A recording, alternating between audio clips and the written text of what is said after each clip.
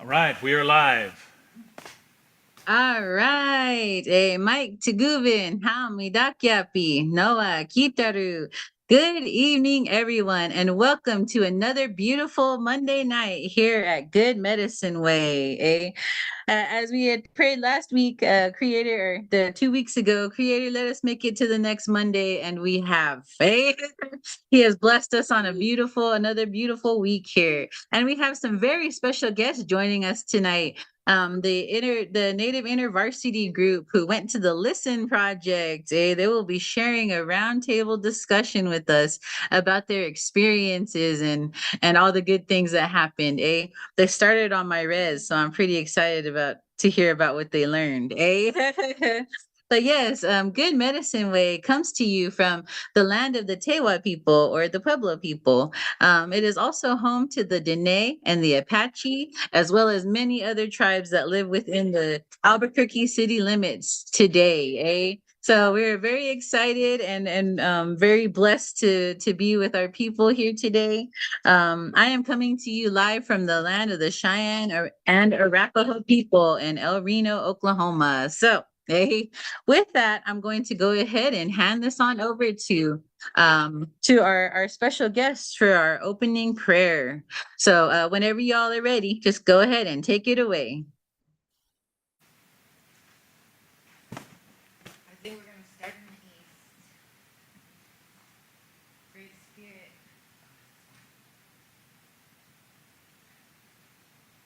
Great Spirit. Is We're camera kind of it's like we're kind of running on the fly right now. We're running on Bro Sean time. Just kidding. We take a moment to bring the smoke towards our chest and smudge our inner fire, our heart space. We ask you, Creator, to open our hearts to the experience we will have together and for new beginnings and opportunities to be experienced. Cleanse any negative attitudes or heart postures that prevent us from being grateful and showing thanks to one another as relatives and to you. We ask you, great and sacred fire of life, the one represented by our sacred fires, to be present with us and within our community and gathering today. We pray for all of our kin who Creator has also gifted with spirit. We pray for all of our relatives in the spirit world above and the land below. Let everything we say and do in this gathering bring honor to you, the one who is other-centered love, and to one another. We are thankful for the gift of new creation that you have accomplished for all of us through Creator Become Human. We are also thankful for you, the sacred fires, for warming our food, our bodies, and lifting our prayers to our Creator. Oh. Maybe something. We can do something. Is it? Oh, okay.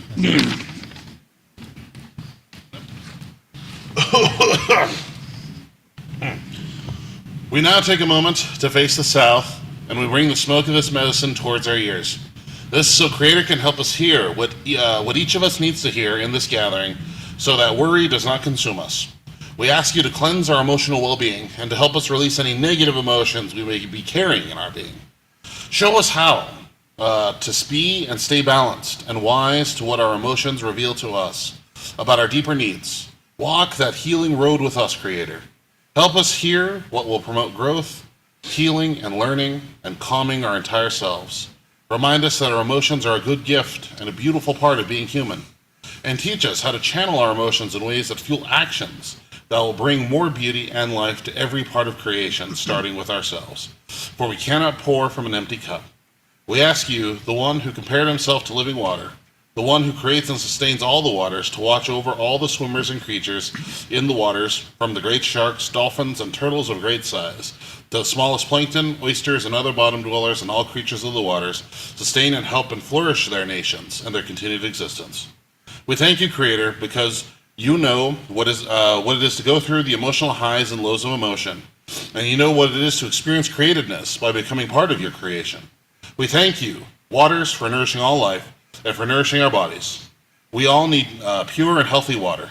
Thank you, sacred waters, and thank you for reminding us to stay flexible like water, so we can keep flowing through life and not become stagnant and unhealthy.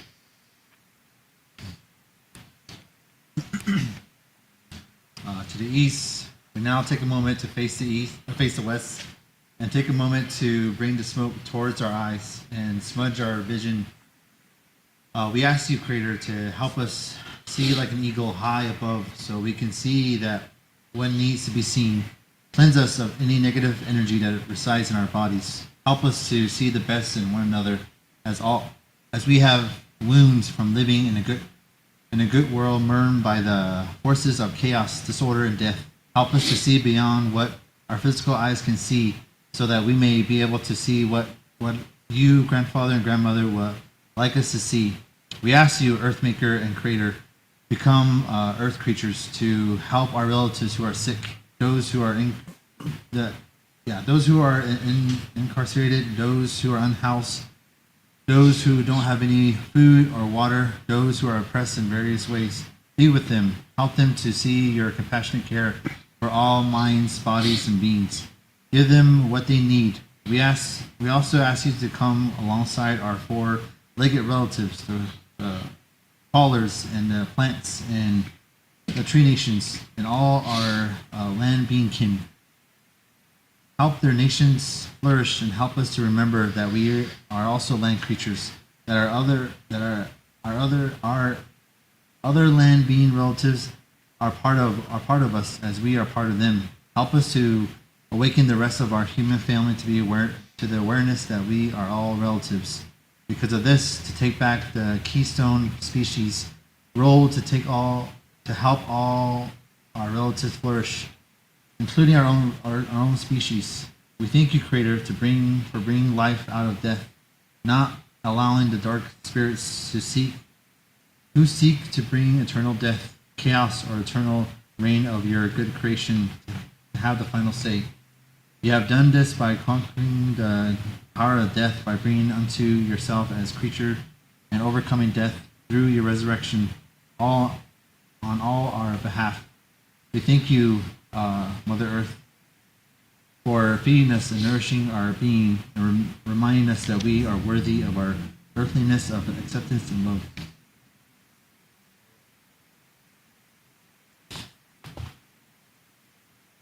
We now take a moment to face the north, and we bring the smoke of this medicine towards our heads and minds. We ask you, Creator, to help us have healthy thoughts and to have a positive mindset. Help us to be able to have wisdom on what is healthy and what is not for us.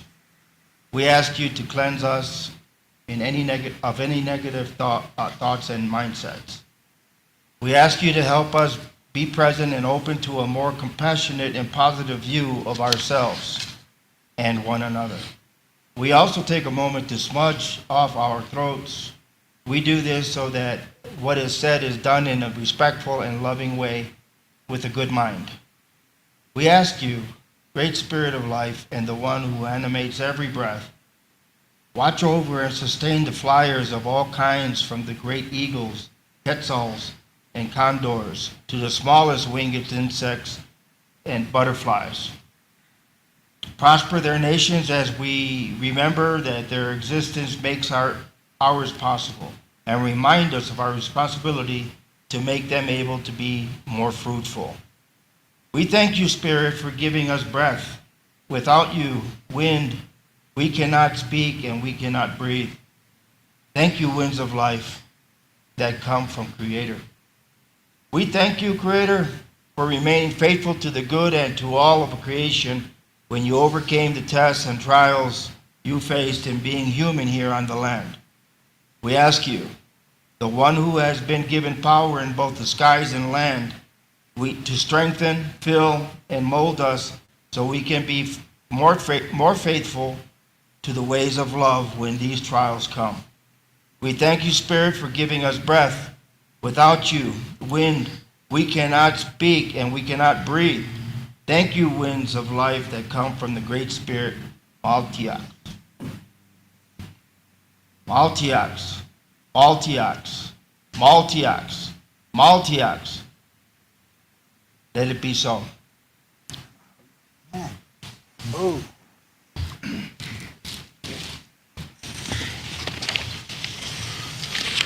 Right. Thank you for that. It was wonderful to hear everyone's voices tonight. I heard Heaven and Cortland and Rashawn, and I'm not 100% sure who that last one was. But it's Jesse. great to hear. Jesse. Okay, Jesse. Jesse, yes, yes. It's awesome to hear that. Thank you for sharing the opening prayer. A very special presentation tonight. All right, so now we'll be going into our opening song, which is going to be awesome because we're going to hear many different people around that beautiful drum there.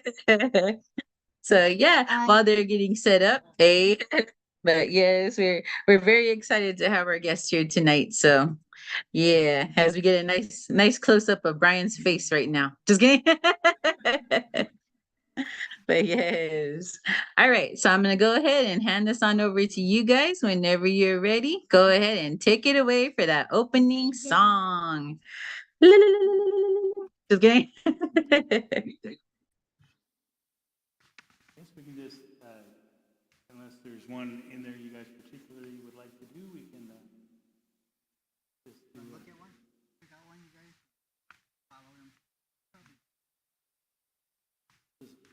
Yeah, let's do it. All right, so so this is Christ the Lord is risen today, the hymn, but put to the song by Wally that was at the end of Smoke Signals, Wadi Him. So the first and third verse is kind of a lower melody, and then the second and fourth verses are kind of a higher melody. But then the chorus part is just Ale, Ale, Ale, Ale, Alleluia. So you guys should be able to crank that out. And the drum beat's just steady through the whole thing. Like Yolali, really high voices.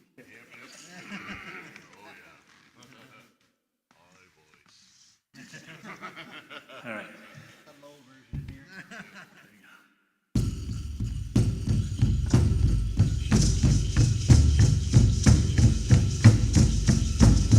Christ the Lord is risen today.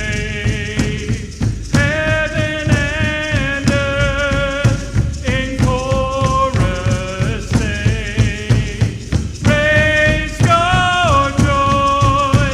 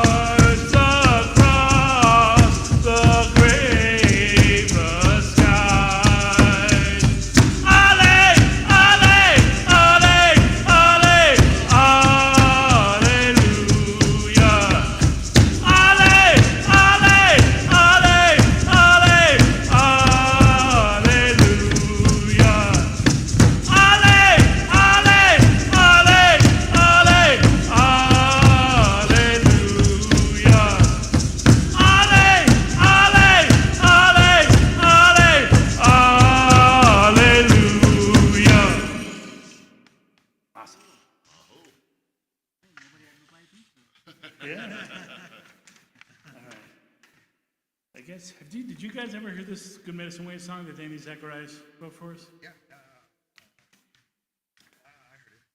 All right, we'll go ahead and try that one. there's part in there where we all stop.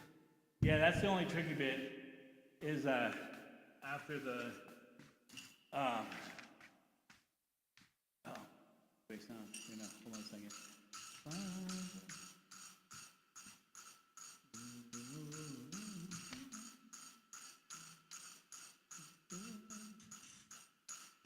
Get to it once, you'll see where it is, and then you'll know where it's stopped.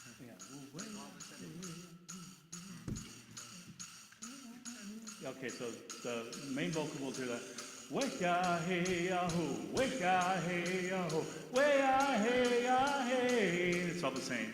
Weka hey yahoo, weka hey yahoo, weka hey ya hey. Yeah, and then the Father sends good medicine, the good medicine way. All right, and then the other part, tricky, is whoa, way ya hey ya, whoa, way ya hey. Yeah, all right. You guys will get it. Then a long one. Yeah. Okay, starts with sticks.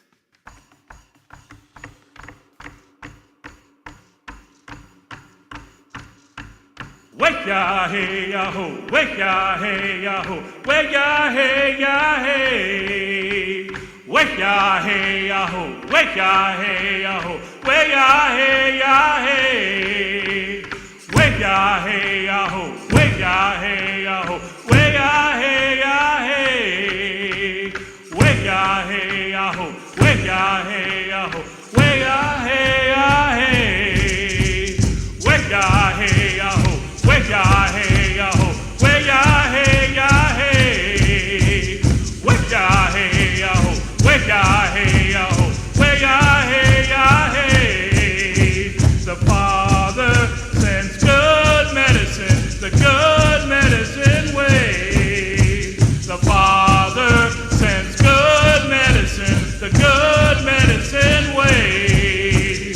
Wake ya hey ya ho, wake ya hey ya ho, wake ya hey ya hey. Wake ya hey ya ho, wake ya hey ya ho, wake ya hey ya hey. Whoa, wake ya hey ya, whoa, wake ya hey. Whoa, wake ya hey ya, whoa, wake ya hey.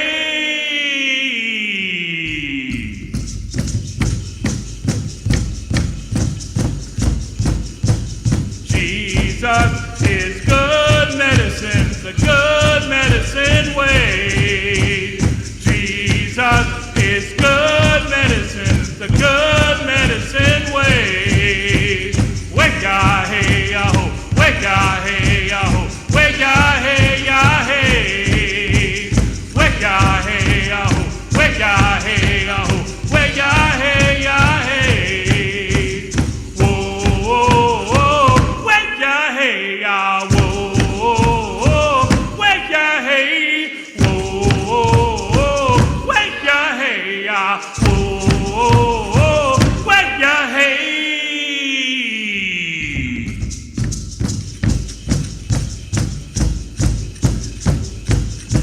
The Spirit gives good medicine, the good medicine way. The Spirit gives good medicine, the good medicine way. Wake ya hey ya ho, wake ya hey ya ho, wake ya hey ya hey. Wake ya hey ya ho, wake ya hey ya ho, wake ya hey ya hey. Whoa, wake ya hey ya, whoa, wake ya hey. Whoa, wake ya hey ya, whoa, wake ya hey.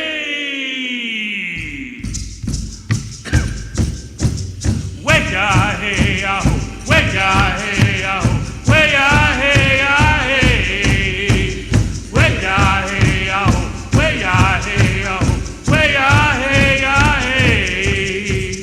Wake ya hey ya ho, wake ya hey ya ho, wake ya hey ya hey. way-ya, hey-ya, ho, way-ya, hey-ya, ho, way-ya, hey-ya, hey. The good medicine way. Woo. There's two songs I've never sang before. That one was created for us by a guy, a New Testament theologian from Acadia University. Hey. Y'all had us dancing over here. Hey, me and Milesy were singing along. Hey, that sounded very beautiful. I loved it. Felt like we were in Smoke Signals days, and it felt like we were all dancing there with you guys. Hey, with all y'all. Hey. So that was great. That was great. Hey. But yes. All right. So now we're going to hand this on over to Heaven, who will be offering our creation insights for tonight. Our creation insights is our time where we share a little bit about what Creator has shared with us, like personally, or what we have seen, or what we have gone through, or what we see through nature. So I'm going to go ahead and hand this on over to our sister Heaven, who will give us our creation insight for this week. So whenever you're ready, Heaven, and everybody, go ahead and take it away. So we were at Dusty Pines, and I met this woman there named Autumn, and we were there with the children in this like outdoor area, and they were sharing with us about the sacredness of children. And I was reading from my Honoring the Medicine book, and I'm going to read some of what came to my heart when I was out there, and I'm just going to share it. I'm going to read it because if I try to remember everything, I'll just mess it up, so bear with me. The gift of speaking is connected to the gift of hearing. It is important to speak from our listening, to speak with a quiet, humble, and open mind, whether we are communicating with people or nature. A basic rule of tradition is never to try to persuade or coerce other people into believing your own truth. Speak with strength, but without arrogance. If your words are true, listeners will accept them. If you try to compel belief, listeners will mistrust you. Your message usually is successful if you allow your listener security. If you feel the need to be forceful, ask yourself why. Do you doubt your own words? In the south quadrant of the wheel, we are reminded of faith, a gift from the Great Spirit and the south winds. Speak with faith in the intelligence of your audience, and you will be surprised at how often they rise to meet your expectations. Speaking is communicating with other humans, with the Great Spirit in prayer, and with the spirits of stones, plants, and animals.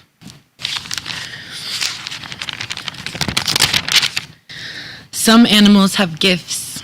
For example, the wolf can howl, and it can be heard 6 miles away. The whale is 20 cycles per second, or hertz.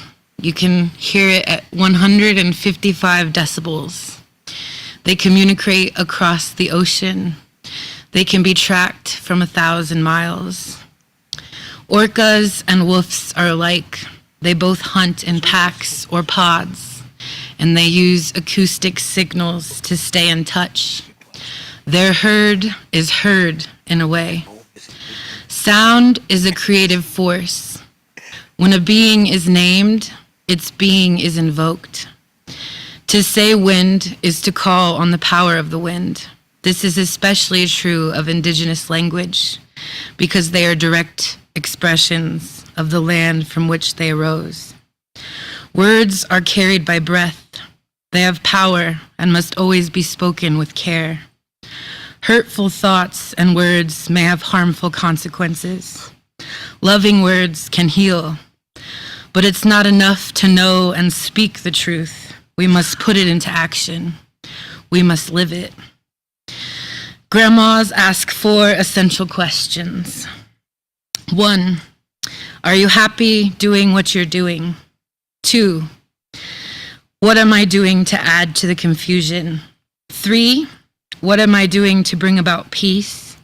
And 4, how will I be remembered after I'm gone?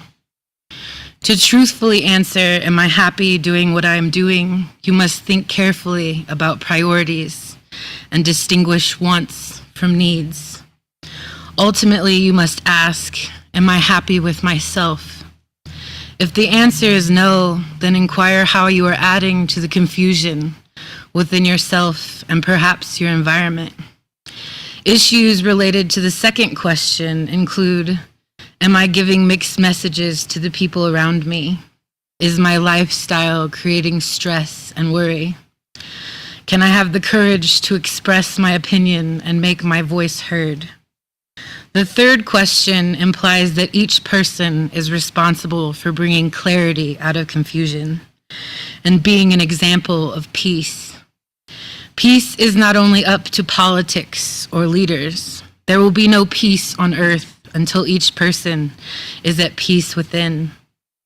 The fourth question is unfortunately one that most people do not think about until late in life. Will I be remembered as an honorable person? When we die, we are not extinguished. We still exist as memory. What do we need to do, release, or change to ensure that we will leave a good memory?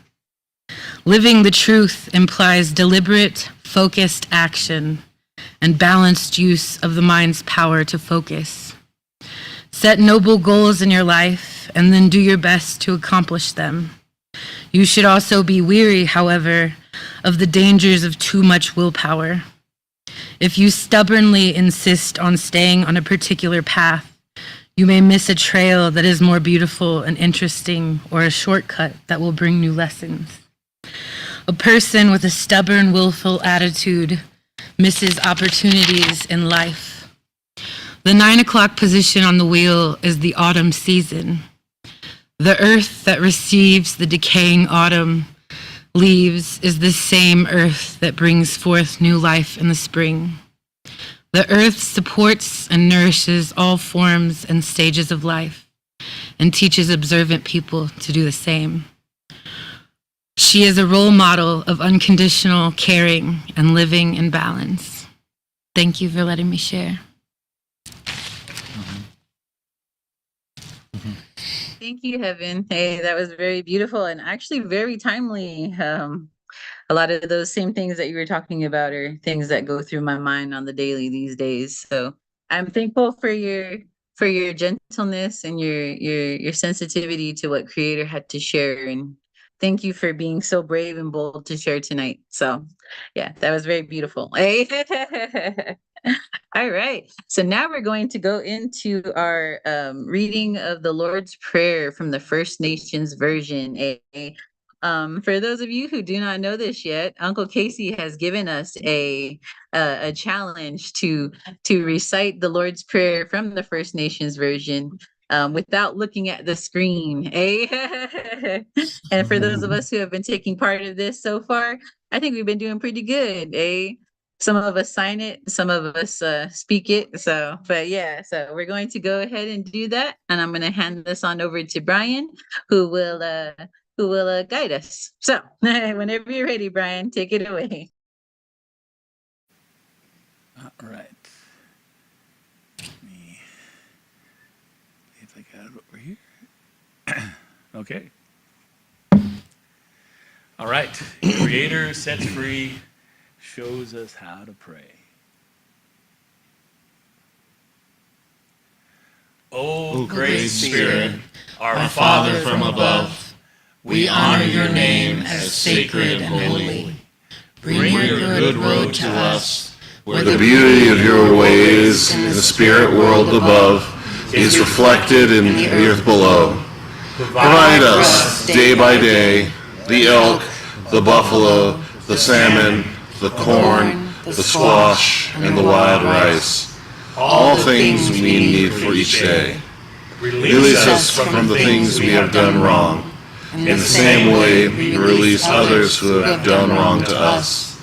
Guide us away from the things that tempt us to stray from your good road, and set us free from the evil one. and his worthless ways. Oh, may it be so.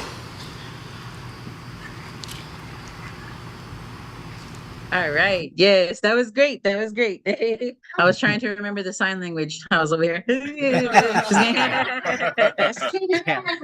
yes, that was very beautiful. Yes. All right. So now we're going to go into our Now we're going to go into our smoke signals and giveaway time. Our smoke signals is our announcement time. In the old days, our tribes, our bands, our clans, our people used to communicate over a home fire. We would use the blanket to make basically like Morse code in smoke form. So in the same way here, we use this as our announcements time. So I'm going to go ahead and hand this on over to Uncle Casey, who will guide our smoke signals and giveaway time. So whenever you're ready, Uncle, take it away. All right, yeah.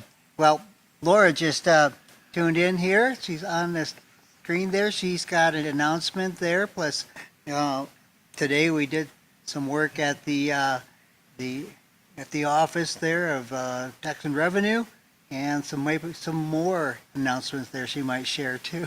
So go ahead, Laura. Hey, Yat et Anatso, everyone. Hello. Um, I am glad to be here for a moment or two, and then I will be withdrawing from Zoom. I'm kind of have there's just another commitment I have. So I wanted to let you know, and I am so thankful and I am full of praise to report that Good Medicine Way has a 4-team financial management team. And so I want to introduce real quickly several of them. And Joshua, he's online. Hey, Yoshio. Hey there. Joshua will be serving as our treasurer, and he lives in Rogers, Oklahoma. Arkansas. And just a little bit of background, he and his wife he has served as a senior pastor in the past and a church planter. And he is a former school board member there in Arkansas, and he is currently a senior manager in operations with Walmart Spark Risk Management. And so he has his focus on fraud prevention, and protection of assets, and putting up systems and operations of that. And I think that's amazing. He's worked with budgets about up to $10 million. And so in my conversation with him, he's very insightful, he can help Good Medicine Way in looking at sustainability and longevity. And as mission opportunities and ministry opportunities come up, we always need I think we need an individual who can take the vision and those opportunities and match it to budgets and finance and say, how much do we need to support that? And he's the person that I feel gifted and has come our way. And so he will be serving in that capacity for us. So welcome, Joshua. It's good to see you. We just talked on the phone, so it's good to see you. Second person I wanted to introduce, which she's not here, is Carol Marquez, and she will be serving as our bookkeeper. And Carol, she has an amazing story just as well, and I'm going to reserve that for her to share at some point in time. But she has 30 plus years as an account manager and bookkeeper. And a majority of her account managing and bookkeeping skills comes from working with a local law firm, like probably 20 years at the law firm or so, and has also worked with a nonprofit organization called ARCA, and they provide services to developmentally disabled individuals. And so She is not only the bookkeeper for Mesa View, but she is now the bookkeeper for Good Medicine Way, and there is a nice collaboration there. And so I would like to welcome Carol. Third person, which I think we've already made an announcement before, but I'd like to add her in, is Twyla Kirkpatrick. I'm not sure. Hey, Carol. hey, Oh, there she is. it's right there. Twyla is our financial secretary, and she is going to do a lot of activities, um, more of the daily activities or the daily, I shouldn't say daily, but boots on the ground work in a sense. She set up a little team of counters, money counters, so that she's not a money counter, but she will deposit the money and record it and work very closely with um, Carol, the bookkeeper. And it so happened, and I think it's all in God's timing just as well. When Twyla was retiring, she is an in-home childcare provider. Last year, 2024, she says, well, what am I going to do? And I thought, I'm going to ask her if she would help us. And she has graciously volunteered, or she is on contract and is going to help us in the role as a financial secretary. And as a matter of fact, she was one of our community co-facilitators for our Circle of Healing, gently unwrapping trauma through community education. And so she has in-depth knowledge of how we run one of our 8-week programs. So I'd like to welcome, and I'm thankful for Twyla. And then the fourth person is Nikki there? Oh, there's Nikki. Hey, Nikki. Nikki Castillo. Nikki, I will say, is a gifted artist and an illustrator. She, as a matter of fact, illustrated the logo or the image for Native InterVarsity Would Jesus Eat Fry Bread conference in November 2024. And she will serve in the capacity as an authorized alternate purchaser. So she and Twyla will work together. If Twyla is not available to make a purchase, then Nikki will serve in that capacity too. So we have an awesome team. I am trying to work in orchestrating my transition out, but I want to prepare all four in a good way to where they have a nice, smooth transition. So I'm very thankful for my team. I prayed and prayed and prayed and said, Lord, you know who's out there, but just have them call me or email me. And they came our way. So I think Good Medicine Way is going to be in excellent hands in terms of the financial management aspect. And I will say we do have another need, is Good Medicine Way needs an individual who lives in New Mexico and has a physical address to serve as the Good Medicine Way registered agent. So if anyone is local and they would like to fulfill that volunteer role, that's, a position that if Good Medicine Way should need to receive any legal documents, official documents, then the registered agent will be the recipient of that package. So if you are interested to serve on that, please let me know. There is a process that we have to vote you in as a registered agent, and then additional steps to do with the Secretary of State. So again, thank you everyone, and I am so happy, and I just praise the Lord for the 4 individuals that have joined us. God is good. Thank you. Yeah.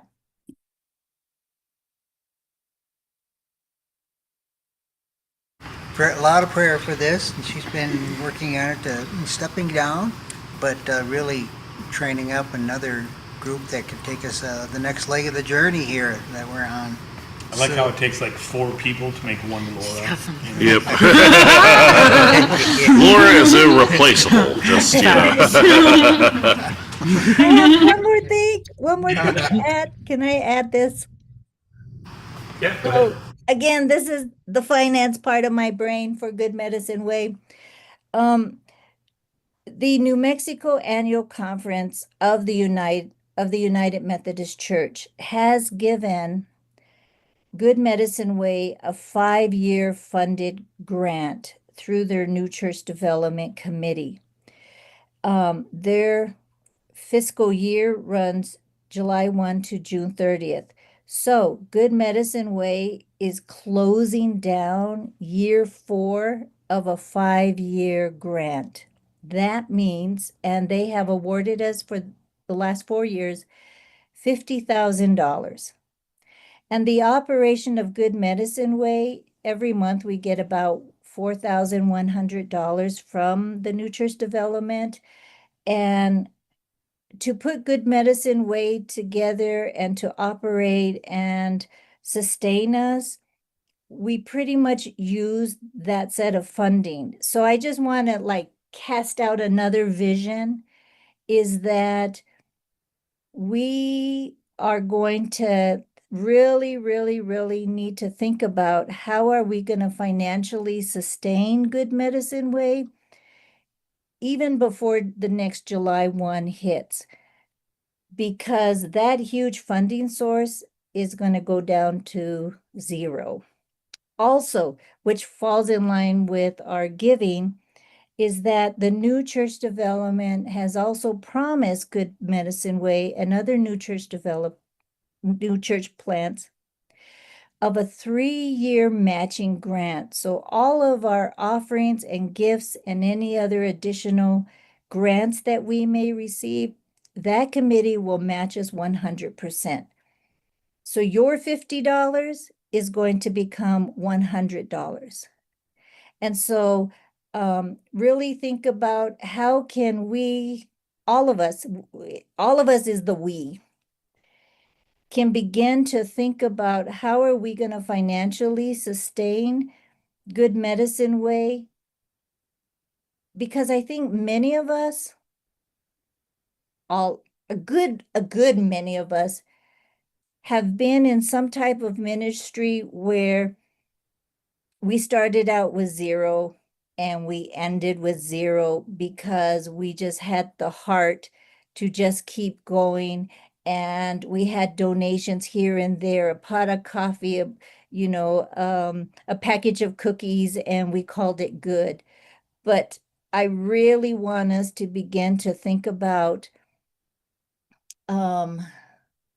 how we can raise Good Medicine Way to that operational level of really being fine-tuned financially, so that as this grant ends next June, that we have a steady pace to be financially stable. So I just want to put that out for you, because I know a year flies by really, really fast, but really begin to think about, and we're open of some suggestions. Grant writers, that's another need that we have. Is anyone who's interested to serve as a ministry grant writer, please raise your hand, text, email, call. That's another need that we have. So I just want to let you know so that there's no surprises, especially when it comes to June 30th next year. But that's the reality of what we have, is a huge $50,000 grant is going to end June 30th, 2026. Okay, thank you. Thank you, Laura. Yeah, we're doing really well. Really, everything's going really well, and we need to beat the bushes for donors and then people to come on board and help us out. And they've been really, there's been some really good people out there that have already been giving, and try to keep up with that. The other couple of things that I'll is that we have a book study that will be, we're going to go into the last 2 chapters of this Journey to Elohe. And then after this book, we're going to take a little break, but the little break doesn't stop for us getting together. A few of us are going to get together and go through various chapters of God is Read. And I'm going to try to find that spot in there that Matthew Milner said that there's that spot in there where the, was it a priest? Okay, in Chicago. Yeah, a guy in Chicago says that Vine Deloria's kind of tough image on Christianity was really just, he was just playing that way. Really, he had a deep faith, and that the man that he talked about actually did the service for him when he passed away.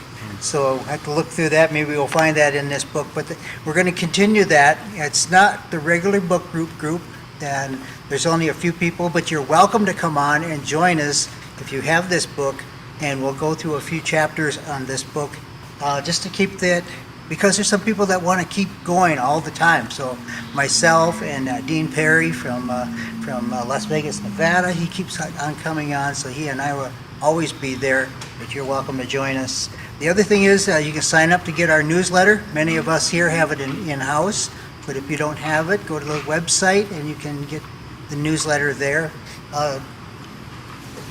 The topic on this one here is about the work that I do on the side here as teaching revitalization of the use of the cradle board. So that's our main article in there. The other thing is, there is no other thing. Yeah, we're all up to speed now. Thank you, Laura, for bringing us all up to speed on our finances and the prayers that were answered there. And yes, the last thing I'll say is that we're looking to build our board.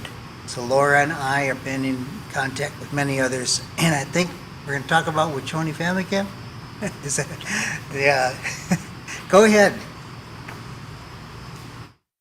But yes, I was gonna say I have a few things, but Wechoni Family Camp is coming up July 23rd through the 26th, I believe, in Turner, Oregon. So for those of you who can make it, save some of your money and head that way and go dance with the people and learn a few things. I also wanted to say really quickly, happy summer solstice this past weekend, all throughout Indian country. Many tribes and nations celebrated the beginning of summer through dances, stories, and time spent outside. I would also like to offer special prayers to our relatives as they participate in sun dances, i.e., our brother Eshe. Among our tribal people, please pray for our nation and for the people who need extra love and compassion. I'd also like to congratulate the Oklahoma City Thunder basketball team on their first national finals win. Everybody was celebrating here in OKC, so that was pretty awesome. Special prayers to our Good Medicine Way financial team. May Creator guide their hands and protect their minds as they move forward into this new and beautiful financial journey. May Creator continue to rain blessings down on all of us, and help many of us too. There was a South Bend Juneteenth celebration that dovetailed beautifully with the summer solstice. Thank you for sharing that, Helen. Thank you. And for all of us who are gathering are doing our outside deals, our field work and everything. May Creator bless our crops to grow plentiful fruit, plentiful vegetables and everything. So yeah, so that's all I had to share for tonight, and thank you for allowing me this time. I'm gonna hand this back over to you guys for a moment for the giveaway time. Hey, just 2 quick announcements. Next week is our 5th Monday, so we're going to have a prayer time at that time. And I think that'll be our time to audition for all of those that can do the Lord's Prayer. Yeah, we'll have a special prize for you, for everyone who can do it, and those that can almost do it. And then the last thing there, Danny Zacharias, the one that created the song, the Good Medicine Way song, is going to be our speaker on the 7th of July. He's coming from Nova Scotia, and be sharing with us. Maybe he'll even sing it. Maybe he'll gift us another song someday too. So great there. All right, we're going to go into our giveaway time here. And we have a blanket in-house here. And that's all. Laura said that we got the matching grant, and that's going to be for another 3 years. So if we really work at that, we can use up a lot of that money and put it in our bank account so we have future, stability in that. So thank you. I'll turn over to Brian here. He'll talk about how to give. Yeah, so as Katie said, we've got the blanket on the ground, and if you guys want to make your way back over to the drum, and you can look through the book and just pick out one of the songs, and then I'll meet you guys there, and we'll do a song during the giveaway time. All right, let's go. But yeah, I'm going to be putting a digital blanket up on the screen, and it has a couple QR codes on it. One is a PayPal specific QR code. It's got the little PayPal logo in it. So if PayPal works better for you for some reason, you can use that one. The other QR code has the Good Medicine Way logo. That's probably the better one for us because it that just goes directly to our bank without any fees or anything else added to it. So yeah, those will be up there. Our mailing address will also be up there. So if you don't like to give online, or if you have non-monetary things that you would like to gift, our mailing address will be up on the blanket as well. And if you have other skills or talents that you would like to contribute in the Good Medicine Way gatherings or in the running and upkeep of Good Medicine Way, we always welcome those kinds of things as well. And if you have one of those, you can just email us at gmw4abq@gmail.com. That's the letters GMW, the number 4, and abq@gmail.com. So yeah, and all those ways are also pinned to the top of our Facebook page, so you can get to them there. And all that information is also available at our website, which is gmwgathering.org, and all that information is there as well. So I will get our digital blanket up, and then we'll figure out what song we're doing. And River of Life.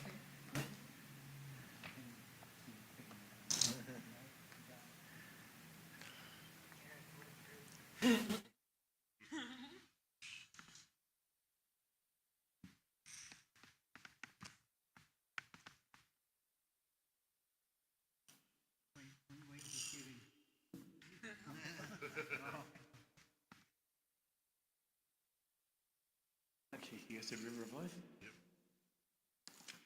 Will you lead? Yeah, I can lead. Okay, cool.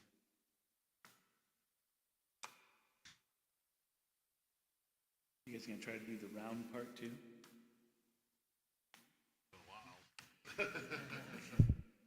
I'll sing the normal one, but if anybody wants to jump in on the round, go ahead.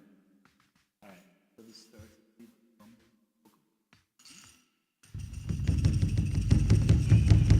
Hey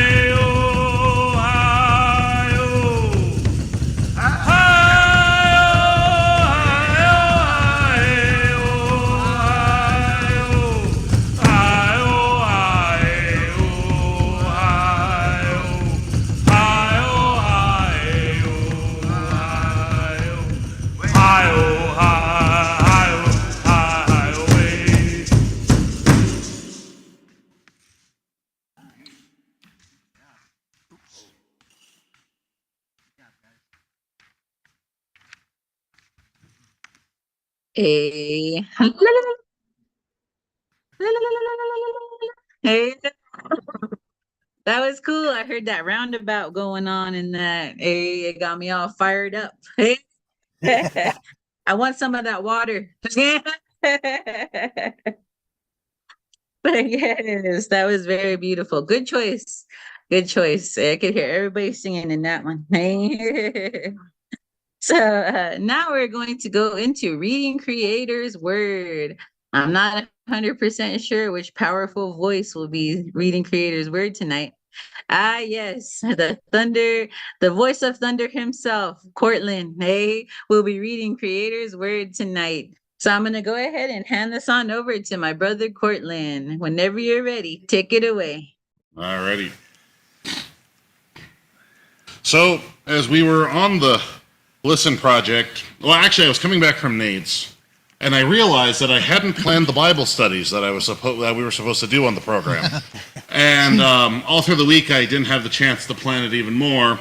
And so God stepped in, and Terry Wildman, I was part of Psalms and Proverbs, so he gave it to me. But as we were reading in Bluff, I felt that the Spirit was telling me there is a specific message for Native people. So it's going to be Psalms 46 and 47, the sacred song, And I'm just gonna read it to you. I think this we read this, and I think it's a specific message for Native people. At least I'm going to treat it that way. But I think also with everything that's going on, it also felt appropriate. So. For the head ceremonial singer, a clan of the song of the descendants of bald-headed man. For the young women singers with high voices. The Great Spirit protects and strengthens us, and is always nearby to help in times of trouble. So we will not fear when the ground gives way, and the mountains stumble into the deep waters of the sea. Let the waves crash and foam. Let the mountains tremble, and the waters roar. Honor beat on the drum. There is a river that flows joyfully into Creator's village, the home of the one above us all, where he has pitched his sacred tent. The Great Spirit lives in this village. She will not be moved at first light. The Great Spirit will rise to her defense. The nation shook and raged as their claim on the land was shattered. Creator's voice thundered, and the ground crumbled beneath them. Grandfather, chief of spirit warriors, stand with us. The Great Spirit of Heel Grabber defend us. Honor beat on the drum. Come and see what Grandfather has done. Behold, he has brought terrible and fearful things on the earth. Throughout the land, he makes all war cease. He breaks arrows and shatters spears, and sets the shields on fire. Fight no more. Be at peace, and know that I am the Great Spirit of all tribes and nations. They will highly honor me throughout the earth. Grandfather, chief of spirit warriors, stands with us. The Great Spirit of Heel Grabber protects and defends us. Honor beat on the drum. The next one, for this head ceremonial singer, a clan song of the descendants of bald-headed man. All tribes and nations, clap your hands, shout for joy to Creator with songs of victory. For Grandfather is Grand Chief of all the earth, the one above us all. He is to be treated with great honor and respect. He gave us victory over other tribes and brought nations under our power. He chose to give us the land to honor his promise to Heel Grabber and those he loves. Honor beat on the drum. The people shout as the Great Spirit rises to a seat of honor in the world above. The eagle-bone whistle is sounded as he sits down in his honored place. Sing honor songs to Creator on the drum. Let us sing and dance to our great chief with songs of praise. For the Great Spirit is Grand Chief of all the earth. Sing traditional songs to him and make his heart glad. He rules over all nations from his sacred seat of honor in the spirit world above. The chief of all nations will gather with the people the Great Spirit of the Father of many nations. For the shields of the earth belong to the Great Spirit, the one who is to be honored above all others. The word of Grandfather, the honored one.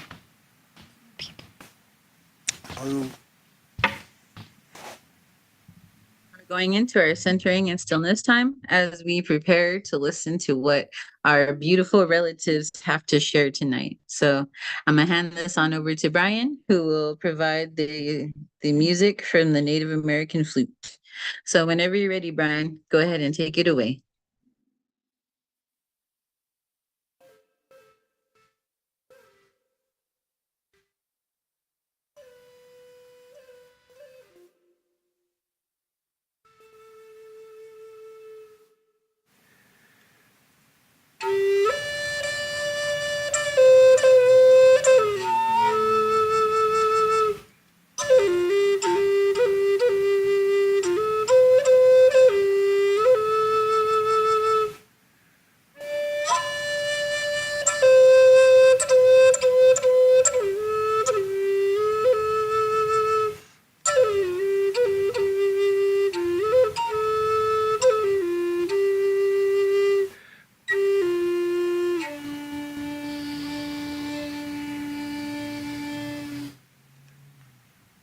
Right. Well, it's my honor to have these young folks with us tonight. Thinking back on how many years that I've been involved with InterVarsity, not as a director or campus minister, but I've been involved by attending a lot of their functions that they have. And the one that they're doing now, the LiSTeN project here, reminds me of when I worked with Richard Twist. For 10 years, we took groups of 10 to 12, sometimes 15 people out to South Dakota. And we did what's called the South Dakota Immersion Class. And for 10 years, we took these groups out there and took them to many locations out there to let them hear what's going on, to listen, to see the sights. Especially the one that was most powerful is to go to Wounded Knee and then see that site and know what happened there. And then Doug Anderson used to break open the book and he would read the story of what's written in Buried My Heart at Wounded Knee. He'd read that on the site of Wounded Knee. And that would be so powerful. But a lot of those people have all gone into some form of ministry. Some of them are still very active, and one of those that you know of in Namar, some years ago, attended that one there. But I want to turn it over to them and let them tell us what they've been doing this past week and their plans for the future. That's what I hear. They're talking about different things that they may do as well. So, young folks, give them your attention. I'll turn it over to them now. Take it away, Rashawn. Terry, not Terry, Casey, we just want to give you a gift, and we just want to give you a sage. It actually was made by Joe Lopez. Okay. And also you a mug, another mug. Thank you, guys. Thank you very much. Yeah, the LiSTeN project. I think it's always been a wonderful, hard project that I know it started with I think like Tony Tony Begay and how I think his idea of like inviting like non-natives to be able to understand what does it mean to learn more about Native ministries. And I think the more I always get to do this every year with Cortland, I just feel like it's always an honor to be able to go to certain places and meet these people and to hear their stories and to hear what not only what's been going on in their lives, but also to what Creator has been doing every year. And how can I always question myself of like why we're always here all the time, why are we coming to them and just to be able to have a chance to hear from them. But I think whenever we're there, I always feel like Creator's always working in those places, working in Anasio and in Bluff, Anasio, Colorado, and Bluff, Utah, and Flagstaff, Arizona, and Hopi territory, and in Gallup, New Mexico, and also here in Albuquerque. And the one thing about these areas is that we just get to hear more about like how rich this country is, but also how resourceful, of how much like just how the Spirit is at work in these areas, and how the people are trusting in the Spirit and learning more about Creator Sets Free. And it's always been remarkable about coming to these people and hearing what's been going on, but also that for us, as we get to be there, we always want to bless them. We always want to bless them of what they've been doing and just to pray all the time. I think every time we get to meet somebody, we always get to pray for them, whether they're a student or an elder or just a staff from another ministries they've been doing. We're always grateful to be able to pray for those people and also just to bless and discern with them but also just to share our own stories too as well. Yeah, and Heaven's been attending LiSTeN ever since we came back in person from COVID. But I think the one thing that Corlin and I we got to realize is that as we go to these places, we always realize that maybe we can stay for a little while. We can possibly like if we come back next year, we can be able to stay a little longer and just to be able to help what they've been what they're in need, and what resources do we provide? Can we provide that can help them too as well? So I'll let Cortland share more about that. Oh yes, I think the one thing that really defines this, and this is something that InterVarsity has been doing for a while, is that one of the big problems often on the kind of the eponymous so-called summer mission trip is that it can be kind of like tourism with extra steps, and a lot of that's if you don't have relationships. If you go, oh, we're going to Gawk, and everywhere we went, everyone had the story about people who came through and just simply didn't understand. They didn't want to understand. They didn't want to listen, and that's the origin of the name of the LiSTeN project: to learn and to serve. I think one of the features that really always strikes me is that the first thing is we see that often in mission circles, it's the Indians who always need the help, quote unquote. But one thing I've realized that Indians actually have a lot of messages actually for the larger church.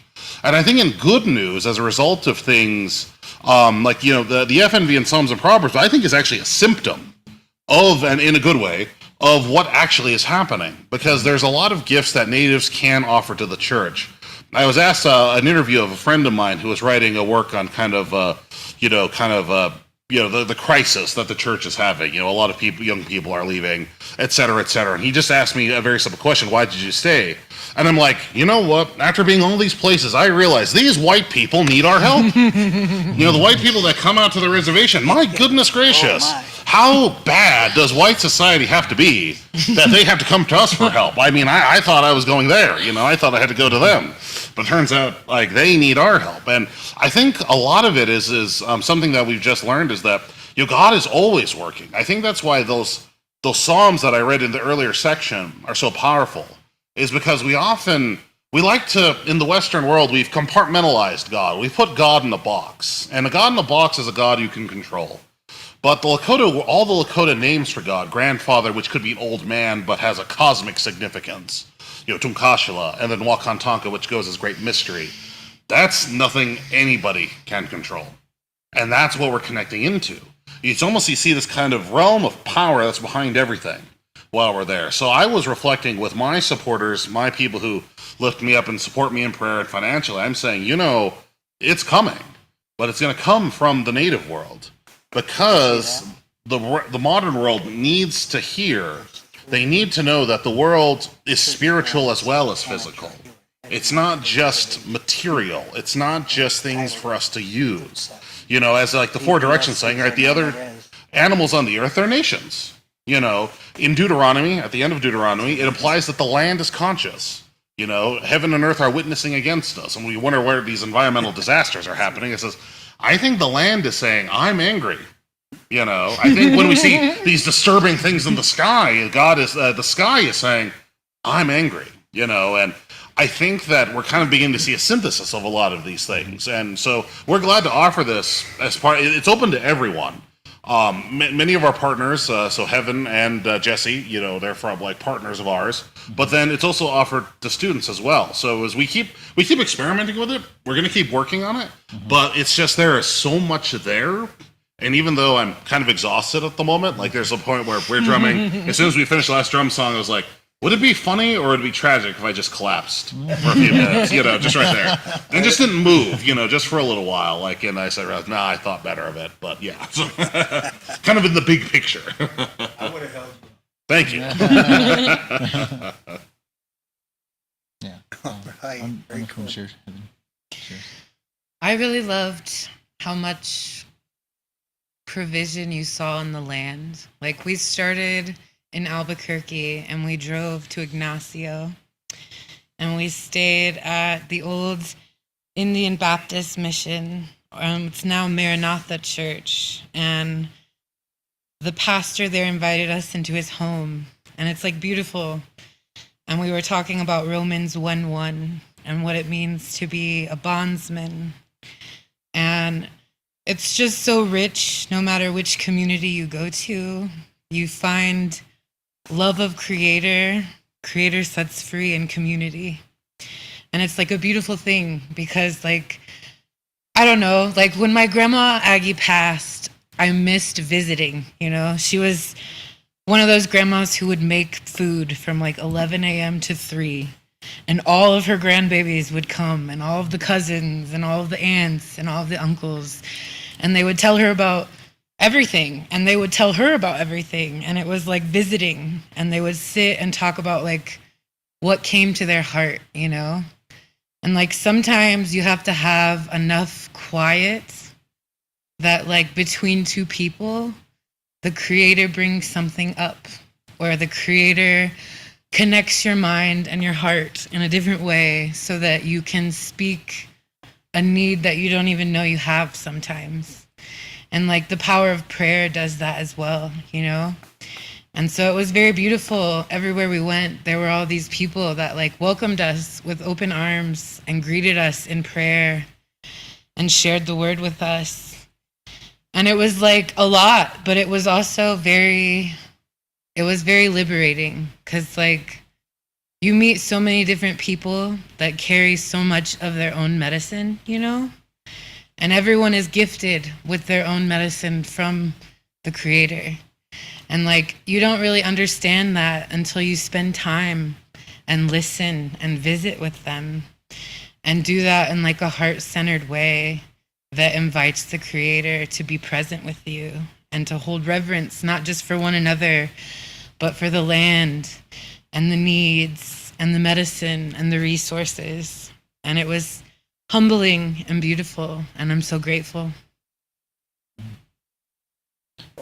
And I'll let Jesse share. I'm not young anymore. To be honest with you, I'm privileged to be a part of this. It's been a very long time since I've been to this part of the country. And I'm appreciating everything that I'm coming across and learning and listening to and singing praises. It's been a beautiful thing that arriving at a place like Hopi was such an honor and a privilege because I actually got to speak for some time with a Hopi elder and a very well-known person in his tribe. So much so that he invited me to a sacred ceremony. Unfortunately, because of my kind of finances these days, I can't afford to come back anytime soon. But it's really been a pleasure and an honor to be a part of this group here. It's just, there's been a couple times where I actually shed some tears. And we did some work to help over there, and I'm not exactly in shape anymore to do labor work. But I did it. I did what I could. And that's a blessing in itself. I'm not used to labor work. I've worked in hospitals for many years in the emergency room. But I hope to someday be able to do this again and to share beautiful Christian moments, Bible moments, First Nations version of the Bible is kind of unique and really cool to me. Our church recently, in recent times, adopted this, and we use it every weekend, every Sunday. So this is all great and wonderful, and I thank Creator for the pathway He's put in front of me. So just to clarify, Jesse was a harder worker than he gave himself credit for. I made him stop when he was red all over. I just said, yeah, that's a little bit not normal. So made him sit in the shade and, hydrate up for a bit. So, yeah, everyone has always adjudicated themselves well on this. And just to revisit a point I was making earlier was just as that, when InterVarsity, when we do global programs, that's what we call them. They're not like necessarily projects because, the people are going to teach us. It's all about our relationships. It's about the people we know. When we send people to Africa, we're not just sending people to go there and to look good. They're our partner churches. We've known some of these families for 4 or 5 generations. And we basically say, teach our kids, teach our college students what they need to know. And they come back and they learn and they work and all sorts of things. And I'm realizing it's the same with us. A lot of the people that we visited, or Sean and I have visited on a good part of a decade, and we want to serve them, but they want to serve us. And I think that's the thing there. That's part of the message that I was kind of getting, is that not only is there action, not only is there movement that you can see happening in the world, but you also begin to see how wonderfully hardworking God is, and who he's bringing to help Native peoples, but also who Native peoples are sending to help. I say our group is wonderfully, I said this in the best way possible, wonderfully freakish. No one is like one another at all. There are people, we have Vietnam veterans, we have, ex-witches, we have all sorts of crazy people part of this. And I'm like, I asked God one very specific time, I asked him, why these people? And the response was, they listen to me. They do what I say. And I'm like, all right, there we go. My objection's complete, so. And I think one thing I also just want to share is that the people that we got to meet, I feel like I think each of them has a story that God invited them to be a part of, to be in those areas, even though that they felt like they weren't called. God called them to those areas, like the staff and flag staff in YWAM. He was telling us his story about how he went to school and then he was wondering like where can I go to be able to serve, and then he was praying about it, and then he never thought that Hopi people will be part of the area that he serves, even though he said he goes over there mostly every week, but at the same time, like, he loves it. He loves the people, and the people love him.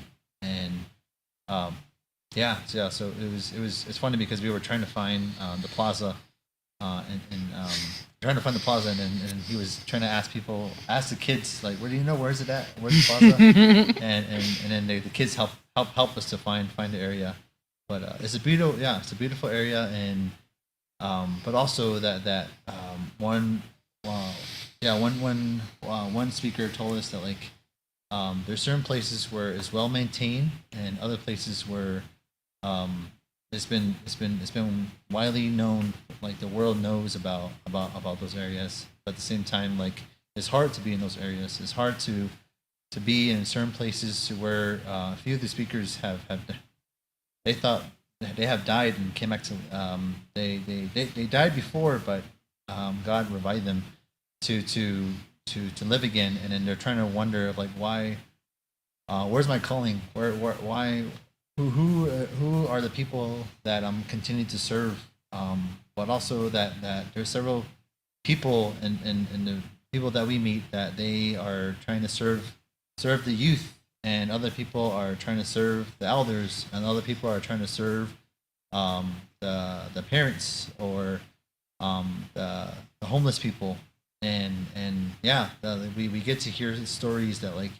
who are these people that they're serving, and next thing you know it, they love it, but also that they want to continue it no matter how long it is. And maybe we just want to share this with other people, that, like, whether you want to come and join us, or if you want to be able to do this in your own area.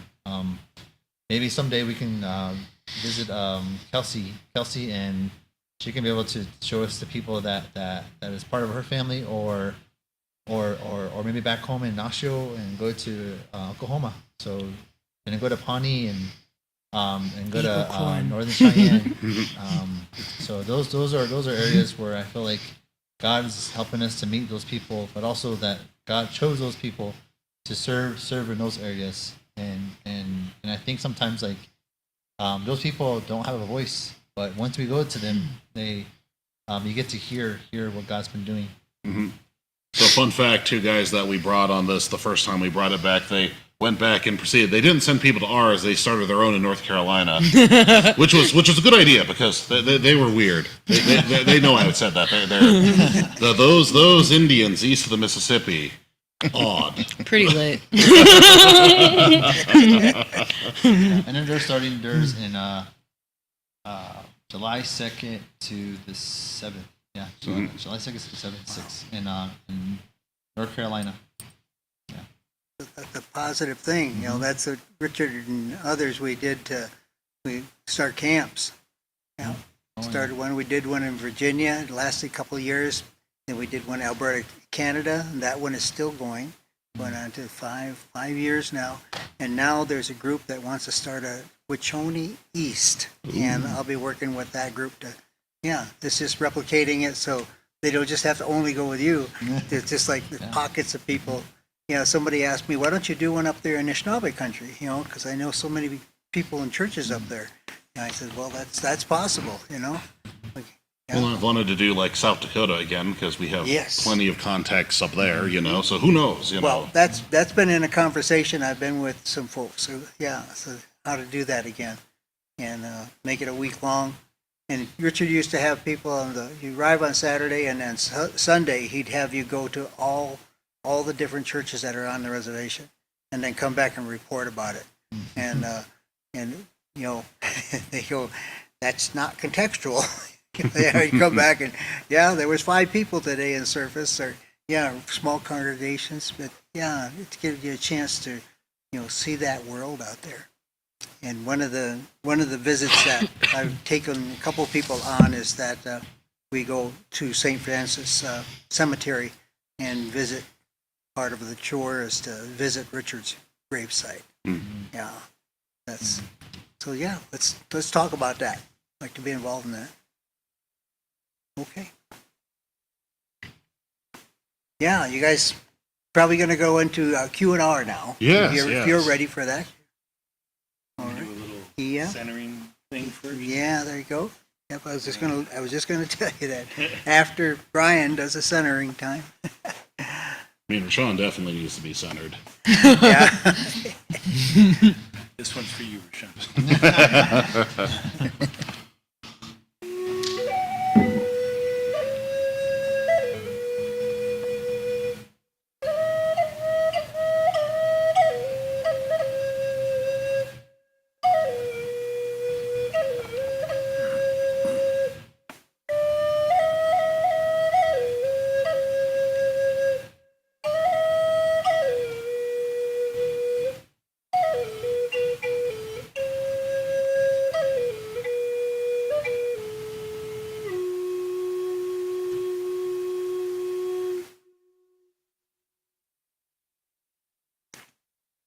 All right, so the floor is open. I'll start off because just recently I was riding down the road here in Albuquerque and came up behind 3 vans and a trailer. I don't know if anybody's seen that post. I posted that, and all these vans that was drawing on all the windows, and crosses and doves and Jesus loves me. Those all that on these windows, and the only thing I could think of is looks like it's VBS season on the reservation. Vans starting to head out to the reservation when over 70% of the Native people live in the urban settings. And where do you think most of the ministry is done? On the least amount of people on the reservations.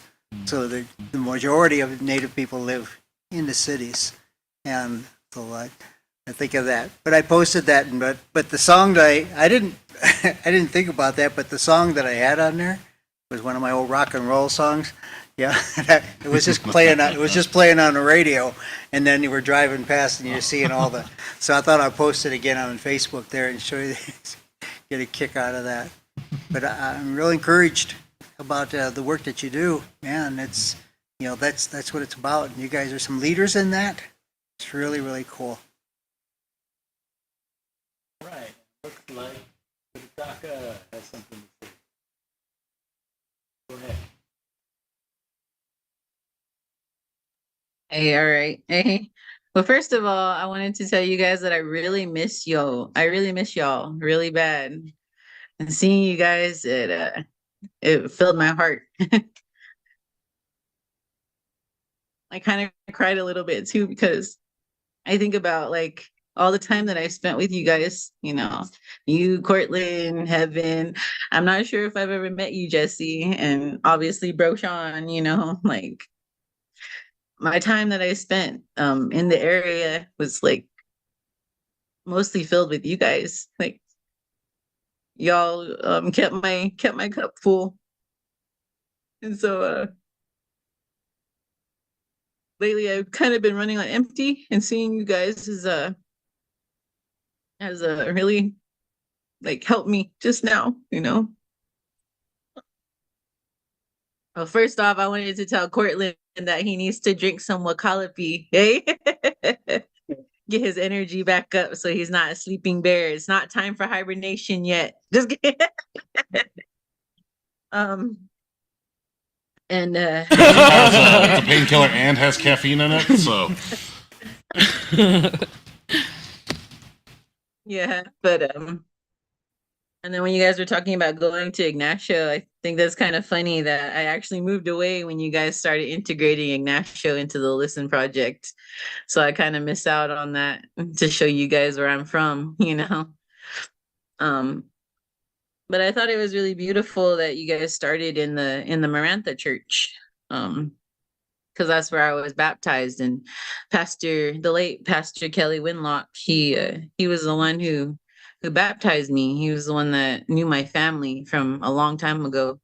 That's the church where my grandma started me, was at that Marantha church when it was the Indian Baptist church. And I have a lot of questions about that. Who did you guys meet? What did they tell you? Were they very hospitable? And like, I don't know, just what was your experience in Ignacio? I'd like to know a little bit more about that. Like, just in that section, I'd like to hear more about all of the sections, but I'm mostly interested in what you learned in Uteland, in Noochland, in my homeland, in that river, in those mountains there, where my grandma and mom are buried next to that river. I'd like to know, what did you guys learn from the Newt Jews?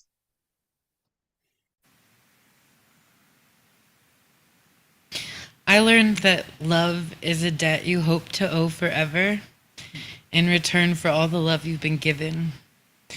And we talked to Roger, and he oversees the church there, but we talked to Kelly's wife.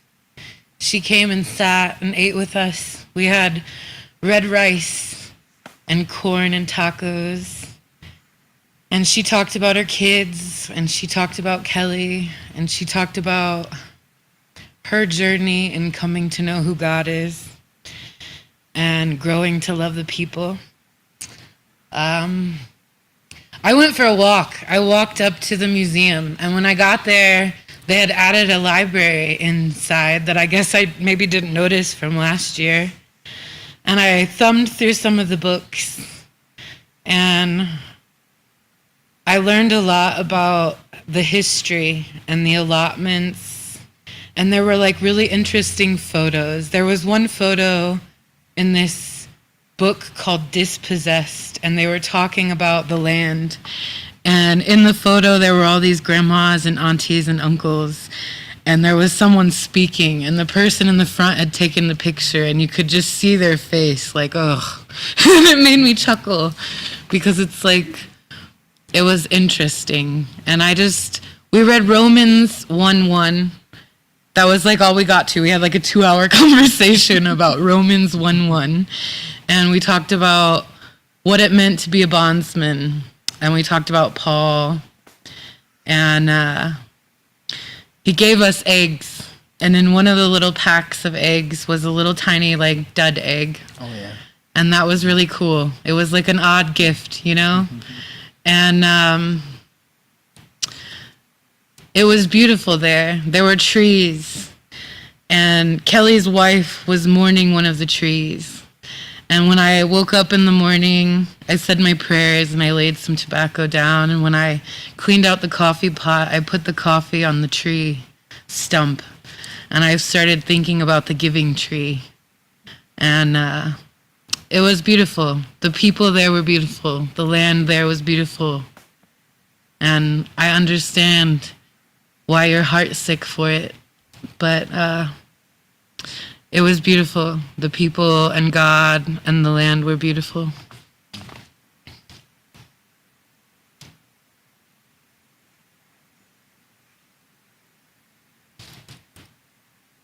I have a question.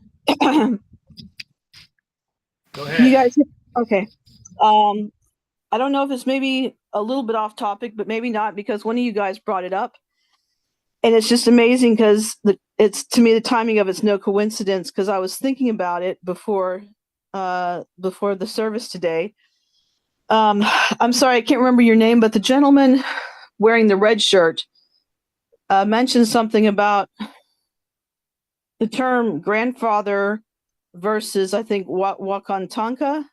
And I was just reading about that today. So I think I was reading a quote by a man named Foolscrow who talked about Wakantanka and grandfather.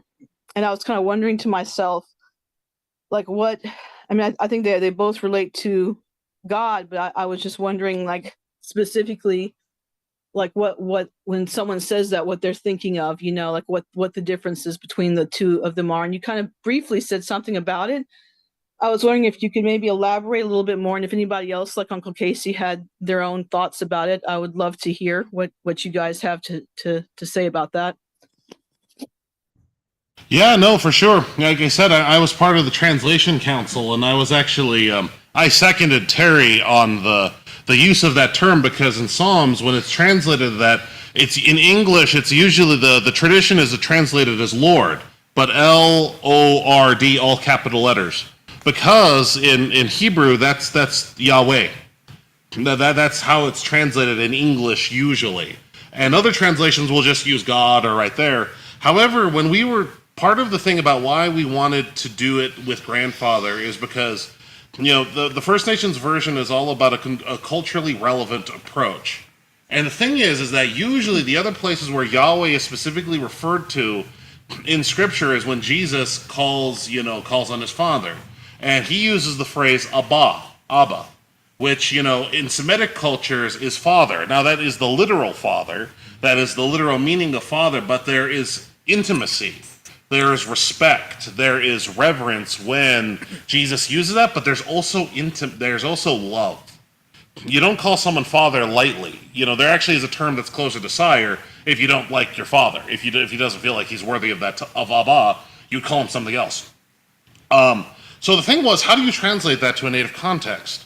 Because, father, it's the same in Lakota culture, but it's reversed, where father is ate, but that's usually not necessarily a term of respect or affection. It is designating my father, but most of the time and in most cultures, and the way it goes, is that in Semitic cultures, men would have children older. And then, so as a result, you had someone who was like a grandfather-looking person who was your father. Conversely, in native cultures, people, had children earlier. So, who's the person with the child the most? It was often your grandparents. And Luther Standing Bear spends a lot of time talking about that relationship. And the thing about it is that was the only one we could have relied on that was still culturally respectful to the source material, but also that had that same intonation of respect, intimacy, and love. It's not necessarily a perfect term. Like, we've always designed the FNV to be a starting place. So the best way to do that would be however your own culture says that. So some people, like our Messianic Jewish friends, will say Abba, because that is the correct way to do it. I'm fine with that. Other folks would be like, would say Yahweh. If you're comfortable with Lord, say that. But Native people aren't comfortable with the word Lord. Lord it's foreign, it's alien. It just doesn't fit. So as a result, we took a stand on that, and we did several. And there's actually a very lengthy section at the end of the just kind of the afterward notes that explain our reasoning and our theological grounding in depth about why we chose that. But we chose it for that very reason, to be culturally relevant. And so Okay, Tukashila, when I was referring to that's grandfather in Lakota, but that could also translate as old man. So when I read this, and I was actually reading this to some Lakota students in the fall, they were shaken in a good way by when I read it that way. It's like, Tukashila shakes the earth. And they're like, how do you know that? And I said, that's what's written in there. So anyway, I just wanted to wrap that thought in the question. So I just want to make sure I'm following you. So you're saying that the way that you equated the word Yahweh, which I think is like the tetragrammaton is Yud Hey Vav Hey, you equated that with grandfather. Is that what you're saying? Well, the thing is that that Yahweh is a very complicated word, and it's because languages are different, right? Because Hebrew, unlike a lot of languages, has tenses, right? So it does literally translate to I am, but it also translates to I who always was, I who am now, and I who forever shall be. It's very complicated in that wording there, and there's not really another word that's like that. The other word that yeah. So the thing about it is that's why actually even the King James translates it as Lord. They just translate it as close as possible using that essentially a poetic license. Because in your concordance in your Bible, you would know that that's the word they're using. They're using the word for that. And part of the reason we didn't want to use Yahweh is we wanted to be respectful to Jewish culture. Because, that's something that Jewish folks that's a word that they don't bandy around lightly. Actually, most names, Hebraic names for God are all step-arounds. Like Hashem, which means the name, or Adonai, which also means Lord. So that fits in the Hebrew. That's why they did it that way. But we don't have a concept of lords. We can't call him a chief because not all tribes had chiefs. And we wanted to be respectful to the culture, so we alighted on grandfather as close as we could. Yeah, so that makes sense. I'm just curious about the distinction between grandfather and Wankan. I don't know how to say it right. Wakan Tonka. It was what I was reading today when I was reading Fool's Crow. One of his quotes, and he was talking about Wakan Tonka and grandfather. So I'm just curious about if like what the distinction would be between those two. Same being, Wakan Tonka means the great mystery. That's our name for the creator. It means great mystery. And then Tunkashila is the intimate name. Tunkashila means grandfather or old man. It actually literally would translate to old man. And there's a scene in the movie Thunderheart where, John Trudell's character says, you have to do what old man says. If it was a Lakota context, they did their research. They knew it well. And it's like, yeah, he would have said Tunkashila. You have to do what Tunkashila says. So the old man who's in the room there, but also the creator. That's the distinction there. I see. Thank you. No, gladly. I live for this stuff. That's part of the reason I was glad to be a part of the project. All right, so a couple from the chat.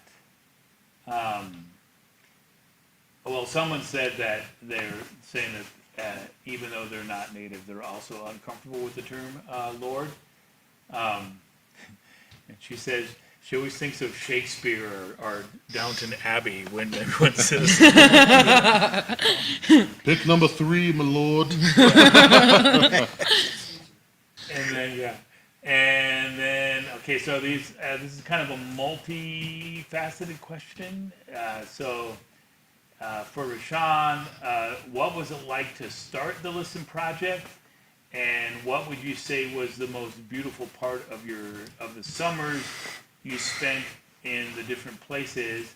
And then for Jesse, they're curious specifically, what did you learn from the Hopi, and which mesa did you visit, and what was the beautiful moment you spent there on the mesa? So Rashawn and Jesse. So what was beautiful, other than me? You want to switch spots with me? Sure. Great.